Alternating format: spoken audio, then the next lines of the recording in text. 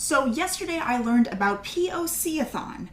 If you don't know about POC-a-thon, I will leave a link in the description both to the announcement video and to the Twitter feed so that you can get an idea of what it is. Basically, POC-a-thon is a set of prompts that you will use to read more people of color, both authors of color and characters of color. Now, one of my reading goals every year is to read more marginalized authors, so I'm super excited to participate in this. Largely, my TBR is basically books that I have wanted to read for most of the year, or books that have been on my list to read, but I just haven't gotten around to. So I figured this is a good kick in the pants to actually go and read them. Before I tell you what my TBR is, I'm just going to do a run through of all of the prompts. The first prompt, and this will take place over the entire TBR, is to read a book by and featuring people of color from at least 3 different ethnicities or cultures. So I will give you a run through of my TBR later, and you'll see that it definitely encompasses more than one. The second prompt is to read intersectionally. So in addition to the author and characters being of color, they will also be queer, disabled, mentally ill, neurodivergent, that sort of thing. The third prompt is to read a translated book. That's probably the most difficult for me, but fortunately there exists manga. The fourth prompt is to read poetry or nonfiction. The fifth prompt is to read a book by an author that lives on a different continent from you. And the sixth prompt is to read a graphic novel, comic, or manga. So now, without further ado, let me introduce you to my TBR.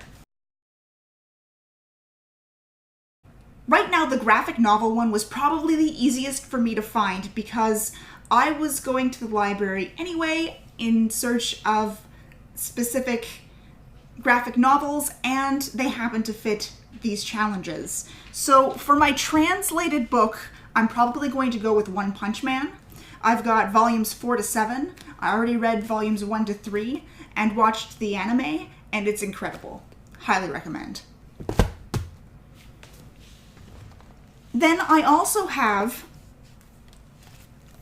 the second, third, and fourth volume of Rat Queens, and the illustrator, Roc Upchurch, is a man of color, so this counts for this challenge as well. And I read the first volume recently, and I loved it. It has a very big D&D vibe, along with some badass female characters, and a lot of intrigue, and I can't wait to continue on with that as well. The Prince and the Dressmaker by Wang has been on my to-read list for most of the year. I just haven't picked it up yet, and thankfully my library happened to have a copy, so now I've got it in my hands. For poetry and nonfiction, I actually had to search for things. I've downloaded in digital copy Celebrations by Maya Angelou. I have been meaning to read this poetry collection, and it's just something that I meant to read but haven't actually gotten around to doing, so this will hopefully give me the opportunity to do so. As for nonfiction, I decided to pick up The Emperor of All Maladies by Siddhartha Mukherjee. Sorry if that's mispronounced.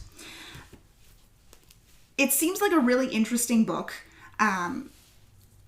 So I'm interested to learn a little bit more about the history of cancer.